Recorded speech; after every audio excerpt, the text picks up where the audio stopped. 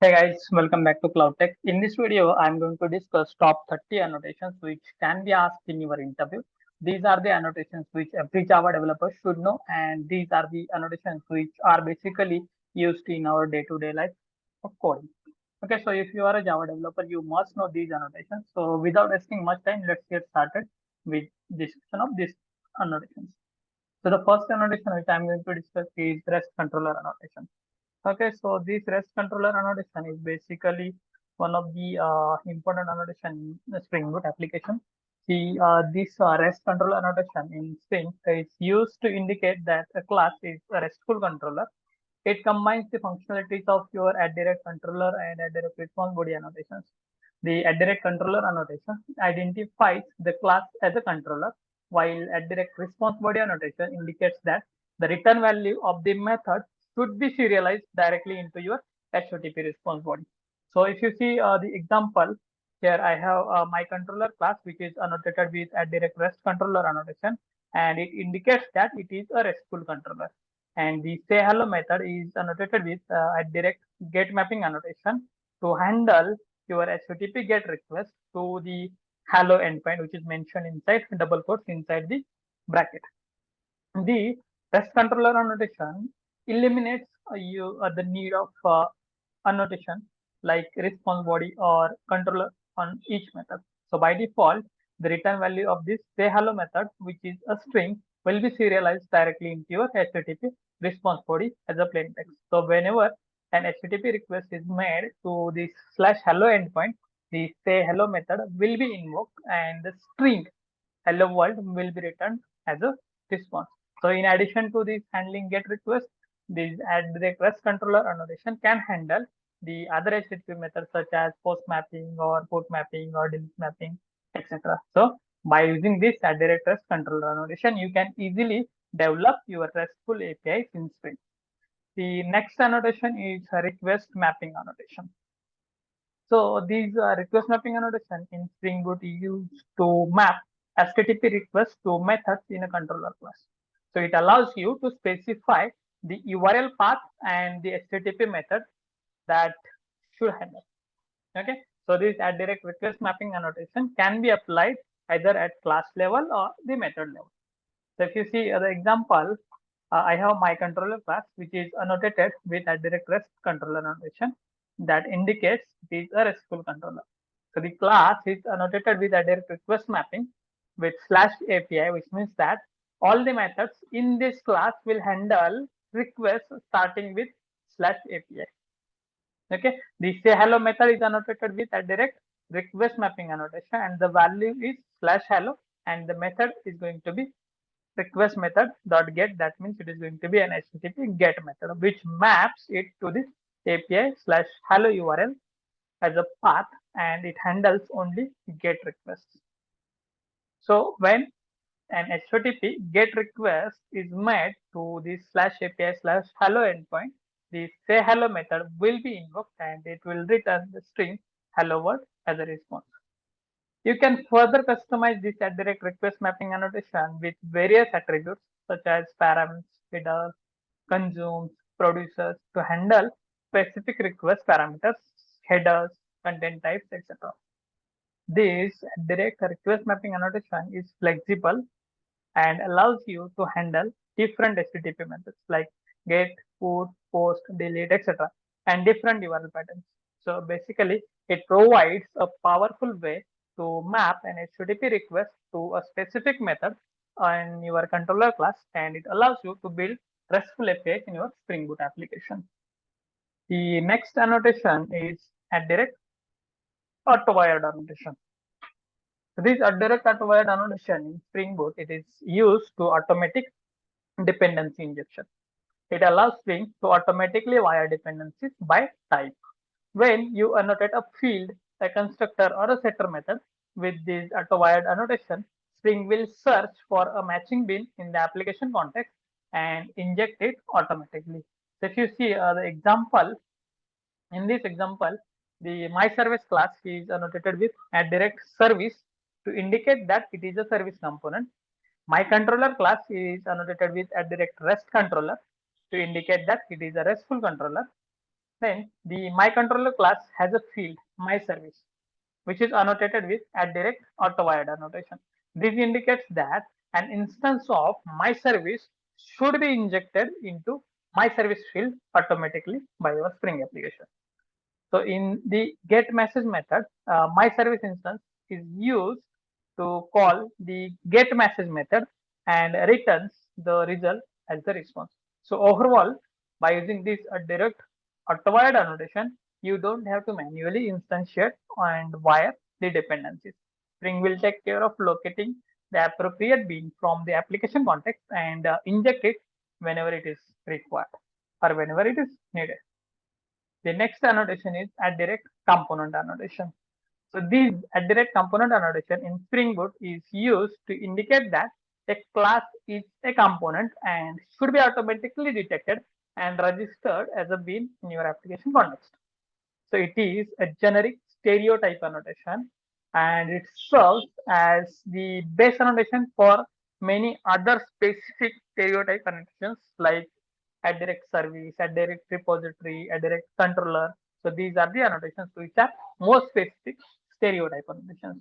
So if you see the example, my component class is annotated with @component annotation. It indicates that it is a component class. The class contains a method do something which represents the functionality of the component. So you can write your code inside this do something method to perform any action. So by using this component annotation, you make it easier for Spring to discover and manage the my component class.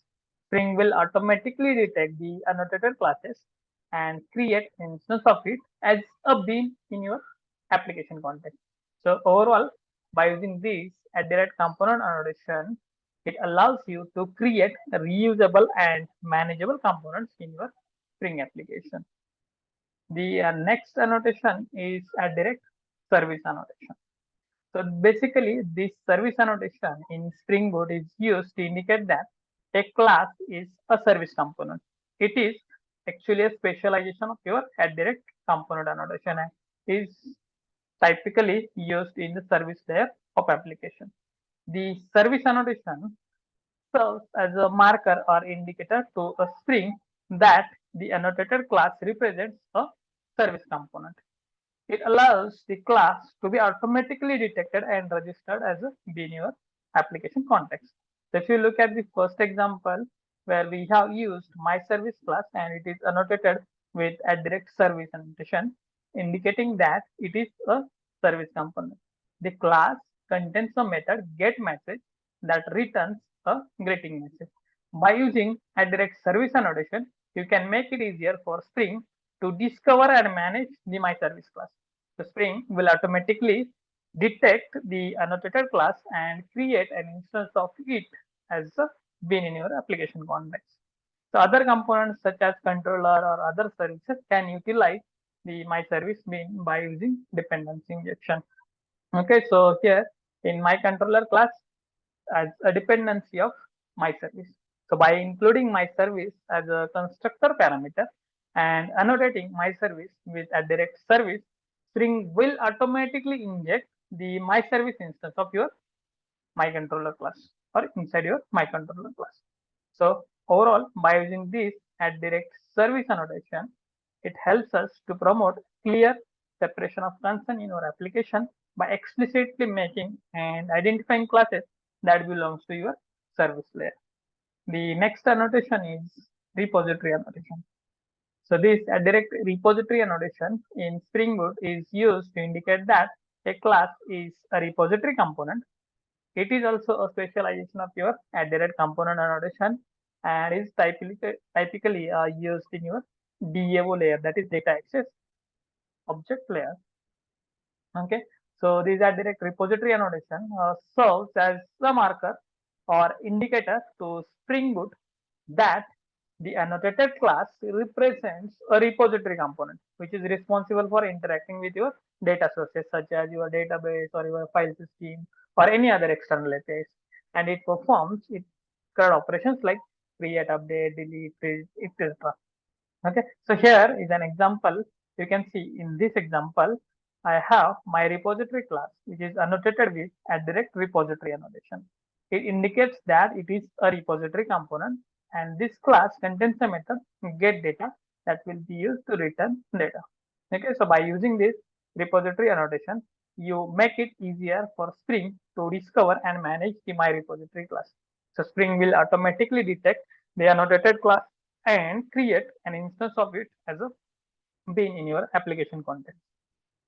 Okay, so here again, using the repository annotation helps to promote clear separation of concerns in your application by explicitly marking and identifying classes that belongs to your DAO layer.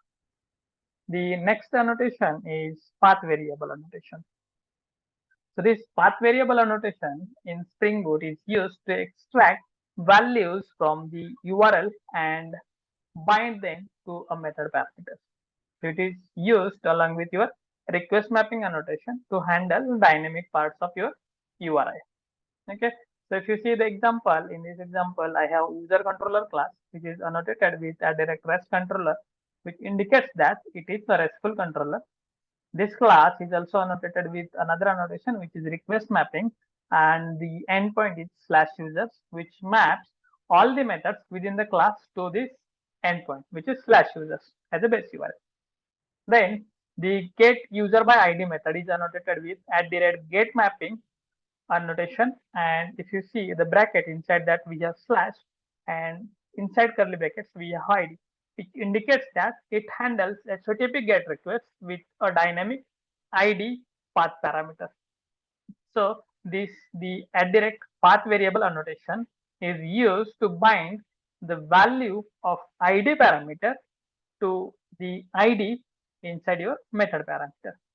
So when HTTP GET request is made to the user/ID endpoint, such as /user/123, Spring will extract the value of 123 from the URI path and bind it to the ID parameter of your getUserById method. So you can then use this value to retrieve user data or perform any other action. Okay, so overall, using this @path variable annotation, you can easily handle dynamic path parameters in your application. The next annotation is @requestParam annotation. So this RequestParam annotation in Spring Boot is used to bind request parameters to method parameters in controller. So it allows you to extract and use query parameters from form parameters or even multi-part parameters from an HTTP request. So if you see the example, in this example, the user controller class is annotated with a direct REST controller to indicate that it is a REST controller. The class is also annotated with the direct request mapping annotation, which has /users as an endpoint, which maps all the methods within the class to /users as the base URL. The search users method is annotated with @mapping with /search as an endpoint, which indicates that it handles HTTP GET request to the /users/search endpoint. The method parameters name and age are annotated with @requestParam annotation with name in brackets and @request parameter with age in brackets. These annotations indicate that the values of your name and age request parameters should be bound to these method parameters. So when a HTTP request is made to the /user/search endpoint, such as /user/search, then question mark name equal to John and age equal to 30, Spring will extract the values of the name and age request parameters, that is John and 30, and bind them to the corresponding method parameters. So you can use then these parameter values within the method to perform operations such as searching for user based on the provided name or age. Okay, so the @requestParam annotation also supports optional parameters, default values, and data type conversion. You can specify default values using @default value attribute of the annotation, or make parameters optional by setting the required attribute to the false. So by using this a direct request param annotation, you can easily handle your request parameters in your Spring Boot application and retrieve values from the query strings or form data or even multi-part requests. The next annotation is a direct configuration annotation. So in Spring Boot, the direct configuration annotation is used to indicate that a class is a source of bin definitions. It is typically used in combination with other annotations like a direct bin annotation to define and configure bins in your Spring application context. So if you look at the example, we have a class called application config, app config, that is marked with a direct configuration annotation. This annotation indicates that this class contains bin definitions. The myService method is annotated with a direct bin, which indicates that it should be treated as a bin and registered in the application context. The myService method creates an instance of the myService class and returns it. So by default, the bin name will be same as your method name in this case only. But you can customize the bin name by providing a value to the bin annotation. Okay.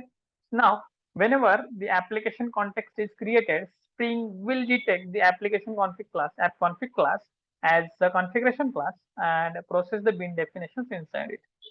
The myService function or method will return the bin of myService type or myService object, and it will be registered as a bin in your application context.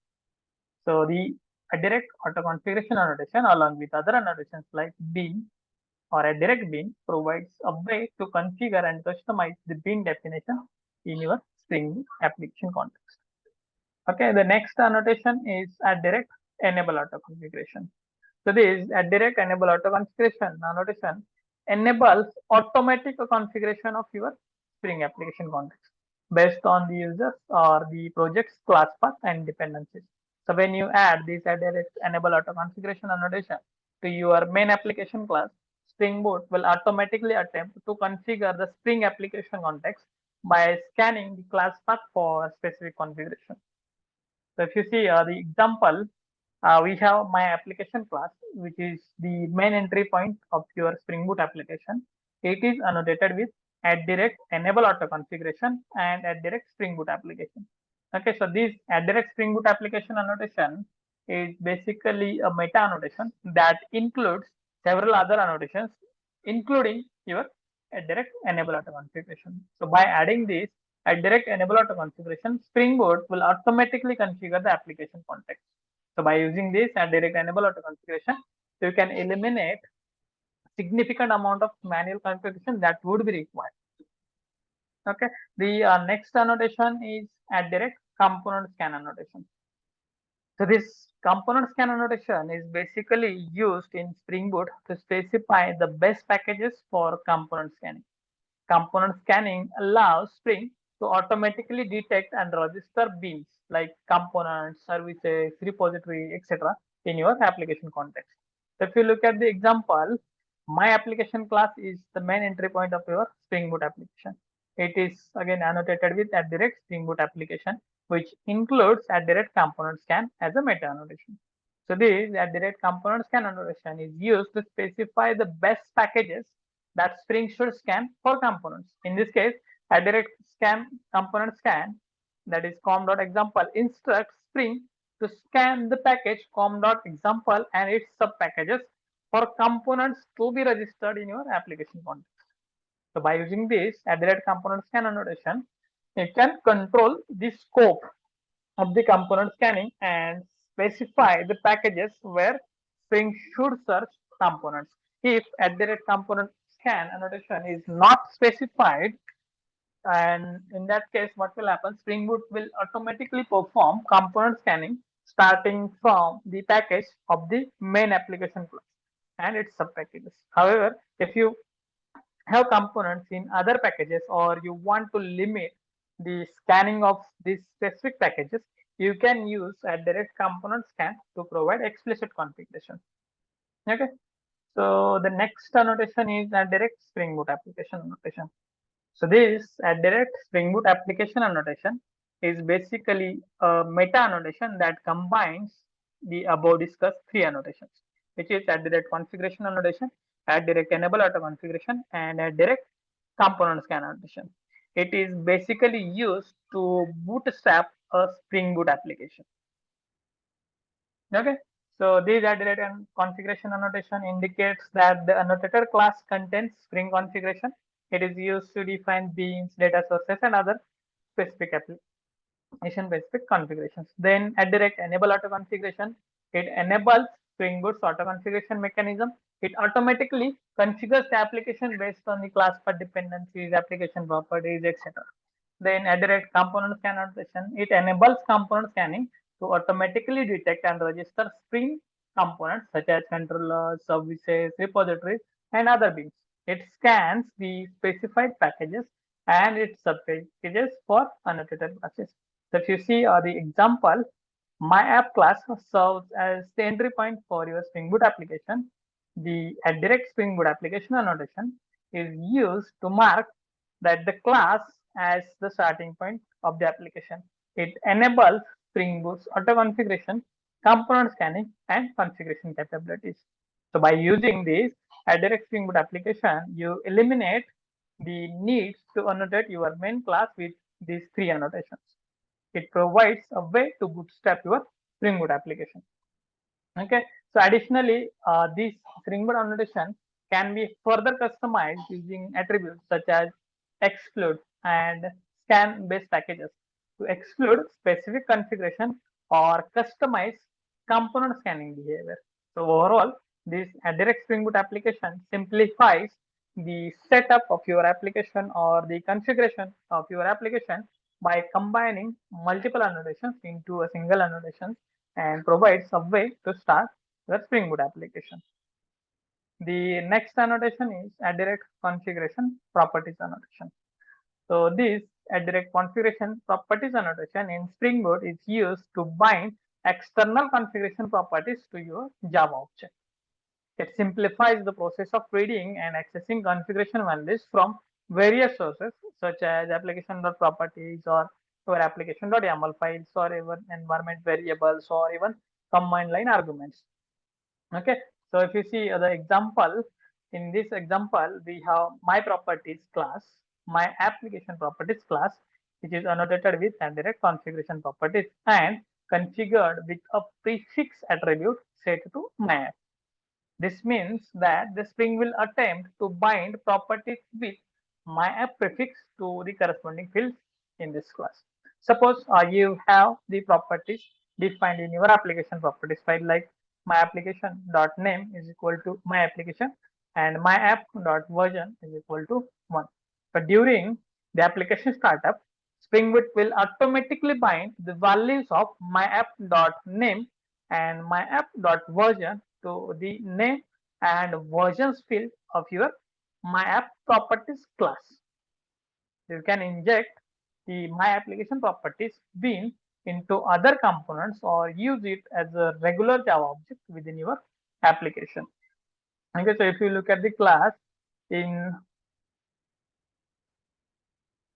here in my service class, which has a dependency on my application properties bean, which is injected via constructor injection. So you can now access the configuration property by calling the corresponding getter methods like getName or getVersion. So by using these direct configuration properties, you can easily centralize and manage your application's configuration in a dedicated Java classes. The next annotation is conditional on property annotation. So this a direct conditional on property annotation in Spring Boot is used to conditionally enable or disable a component or configuration based on the presence or value of a specific property in your application's configuration. So if you look at the example, my feature configuration class is annotated with a direct configuration to indicate that it provides a configuration for your specific feature. The direct conditional on property annotation is used to conditionally enable the configuration based on the presence and value of the myapp.feature.enable property. The name attribute specifies that the name of the property to be checked, and the having value attribute specifies the expected value of the property. So in this case, the configuration will only be enabled if the myapp.feature.enable property is present and has a value of true.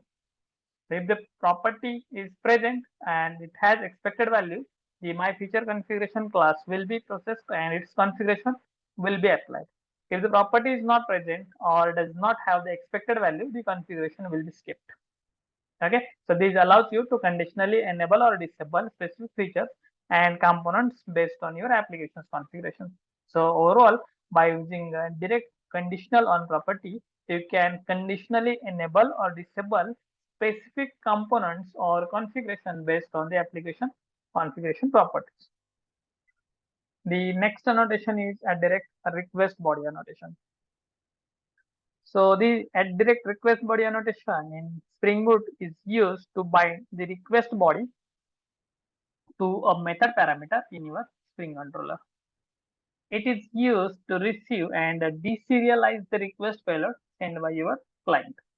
Okay, so if you look at the example, the create user method is annotated with a direct post mapping annotation to handle the HTTP request to the /API/users endpoint.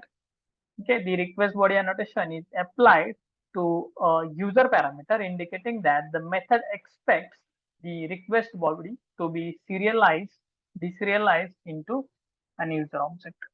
So when a post request is sent to the endpoint /API/users with a JSON payload representing a user object, Spring Boot will automatically deserialize the request body and bind it to the user parameter. So you can then process the user object as needed, such as saving it to the database or performing any other operation, whatever you want. Okay, so in this example, the method simply returns a response entity with the user object in the response body and a status code of 201, which means created. Okay, so the request body annotation is particularly useful when dealing with complex objects or when the request payload contains data that needs to be processed by the server.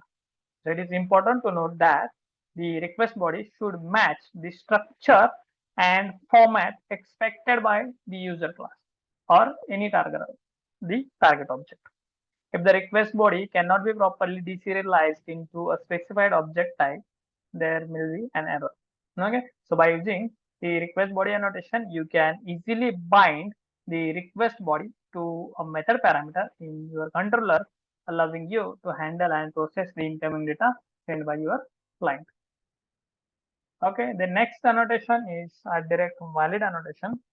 So this direct valid annotation in Spring Boot is used to enable the validation of method parameters or a request body. It is typically used along with your JavaX.validation annotations to perform validation of user inputs or incoming data. Okay, so if you look at the example, user controller class is annotated with a direct REST controller to indicate that it is a RESTful controller. The class is also mapped to the /users as a base URL using a direct request mapping annotation. So the create user method is annotated with a direct post mapping. It indicates that it handles HTTP post request to the /users endpoint. And the direct request body annotation is used to bind the incoming request body to the user DTO parameter. Okay, the valid annotation or a direct valid annotation is applied to user DTO parameter. This enables the validation of user DTO object based on the validation constraints specified in your user DTO class using JavaX validation annotations like not null, direct size, or maybe any pattern matching thing. Okay, so when a post request is made to /users endpoint with a JSON request body, Spring Boot will automatically validate the user DTO object based on the defined validation constants. If the object fails validation, a method argument not found valid exception. okay, will be thrown, and appropriate response will be returned on the configured exception handling. Okay, so by using this valid annotation along with the other validation annotations allows you to enforce data integrity and ensure that only valid inputs are processed by your application. Okay, so it helps to prevent invalid or malicious data from being processed, improving the reliability and security of your application. Okay, so the next annotation is a direct value annotation. So this direct value annotation in Spring Boot is used to inject values from various sources into Spring managed beans. It allows you to assign values to bean properties from configuration properties or any other environment variables or any other Spring managed beans. So if you look at the example, my component class is annotated with a direct component, which indicates that it is a Spring managed component. The class has a field or a private field message annotated with a direct value annotation, and inside that we are using an expression which is called as Spring Boot expression with property as myapp.message. This annotation instructs your Spring to inject the value of your myapp.message property from the configuration. Okay, suppose you have the following property defined in your application, which is myapp.message, which is equal to hello Spring Boot.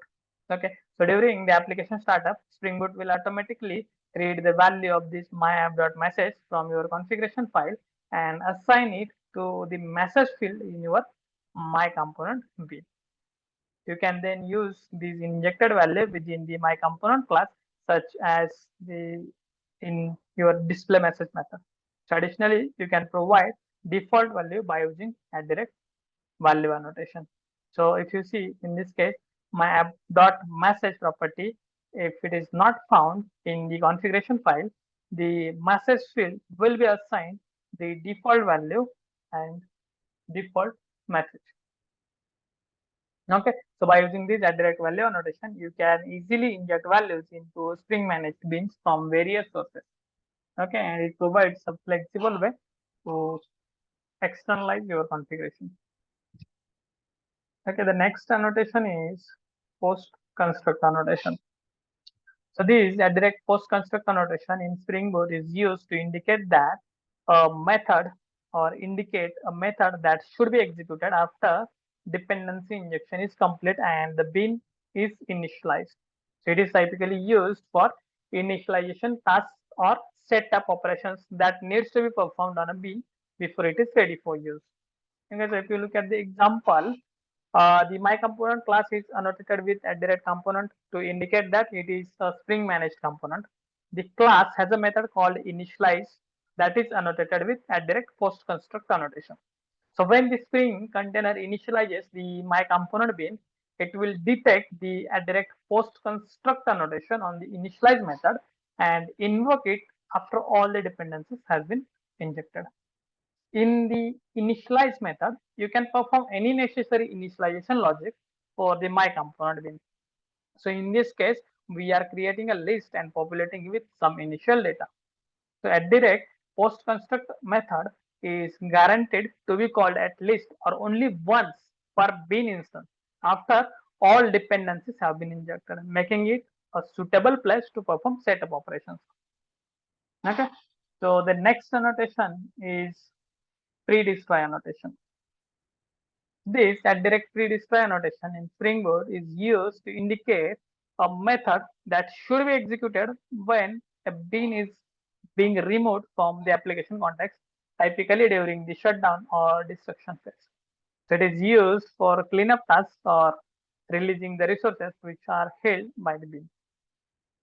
Okay, so if you look at the example, my component class is annotated with @ component annotation to indicate that it is your Spring managed component. Then the class has a method called cleanup method that is annotated with @ PreDestroy annotation. So when the Spring container is shutting down or removing the my component bin from the application context, it will detect the @ PreDestroy annotation on the cleanup method and invoke it. Okay, so in the cleanup method, it can perform any necessary cleanup or resource releasing logic for the my component bin. This could include closing database connection, releasing file handle, stopping threads, or any other necessary cleanup operations. So basically, this PreDestroy method is guaranteed to be called only once per bin instance before it is destroyed, and it provides you an opportunity to release the resources gracefully. So by leveraging this direct PreDestroy annotation, you can easily perform cleanup tasks on your Spring Mail, ensuring that the resources are released properly to avoid any resource leakage. The next annotation is one of the most important annotation, and it is used in transaction management. So this direct transactional annotation in Spring Boot is used to define the transactional behaviors of methods or classes. So it is used to ensure that a set of operations is executed automatically and consistently following the asset properties like atomicity, consistency, isolation, durability. These are the properties of your database transactions. So if you look at the example, we have my service class, which is annotated with a direct service annotation to indicate that it is a Spring Boot application managed service component. The class is annotated with a direct transactional annotation. So when the user update or update user method is invoked, Spring Boot will wrap the method execution in a transaction. If any exception occurs during the execution, the transaction will be rolled back, ensuring that the data remains consistent. So in the example, update user method retrieves a user object from your user repository, update its name, and then saves it back to the database. Okay, so the direct transactional notation ensures that both the retrieval and update operations are executed within a single transaction. If an exception occurs, the transaction will be rolled back and any changes made to the user object will be discarded. By default, this direct transactional notation applies to all public methods within the annotated class. You can also apply it to individual methods if you want to customize the transactional behavior for specific operations.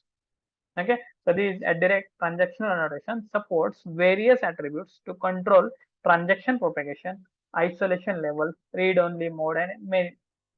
Okay, these attributes allows you to fine-tune the transactional behavior according to your application's requirement. So by using this direct transactional notation, you can easily manage transactions in your Spring Boot application. It helps ensure data consistency and integrity while simplifying the management of your database transactions. Okay, the next annotation is exception handler annotation. This annotation is very helpful if you are handling exceptions in your Spring Boot. So this direct exception handler annotation in Spring Boot is used to define methods that handle specific exceptions thrown during the execution of your Spring controller. Okay, so it is used for global exception handling within your application. So if you look at the example, in this example, we have global exception handler class, which is annotated with a direct controller advice annotation, which helps or which allows it to handle exceptions globally across multiple controllers. The class has two methods annotated with a direct exception handler. The first method, handle not found exception, handles exceptions of type not found exception. It returns a response entity with a custom message and HTTP status code 404, that is not found. This method will be invoked when a not found exception is thrown within any of the your controller methods. Okay, in second method, handle exception handles any other unhandled exceptions. It returns a response entity with a generic message and HTTP status code, that is 500 internal server error. This method acts as a fallback for any exceptions that are not specifically handled by other exceptions or other methods. Okay, so by defining exception handling methods using direct exception handler, you can centralize the handling of exceptions in a single class and provide consistent error responses across your application. Okay, So you can have multiple direct exception handler methods within the same class to handle different types of exceptions. Okay. Again, it is important to note that the exception handling methods should be placed within a class annotated with a direct controller advice. This ensures that the methods are applied globally across all controllers in your application. Okay, so using this direct exception handler annotation allows you to handle exceptions in a centralized manner, providing a consistent error handling and response generations throughout your Spring Boot application. Okay, the next annotation is direct enable caching annotation. So this direct enable caching annotation in Spring Boot is used to enable caching support in your Spring Boot application. It is typically used along with other annotations like direct cache put, direct cache evict, etc. So if you look at the example, in this example, cache config class is annotated with a direct configuration annotation that indicates it provides a configuration for the application. So this direct enable caching annotation is used to enable caching support. Once the direct enable caching annotation is added to your configuration class, Spring Boot will automatically detect it and enable caching functionality in your application. Okay, to use caching, you need to annotate methods or classes with caching specific annotations such as direct cacheable annotation or direct cache put or direct cache evict annotation, etc. Okay, so if you look at the example, the get cache data method of my service class is annotated with a direct cacheable annotation. Okay, so it indicates that the method's return values should be cached in a cache named myCache. So when the get cache data method is called, Spring Boot will check if the requested data is already present in the cache. If the data is present, the cached value will be returned directly without executing the method's logic. If the data is not found in the cache, the method will be executed and the return value will be cached for subsequent invocations. The direct cache put annotation is basically used to update the cached value, and direct cache evict annotation will be used to remove the cached value. So by using this direct enable caching annotation along with caching annotations, you can easily add caching support to your Spring Boot application. It helps to improve performance by reducing the number of expensive operations or calling to a database queries or external APIs and caching the results for subsequent requests. Okay guys, so that's it from this video. These were the annotations which we wanted to discuss with you guys, and these are the most used annotations which can be asked in your interview. Okay, so that's it from this video. If you like this video, please like, share and subscribe. That will motivate us to create more videos like this. Thank you. Bye bye.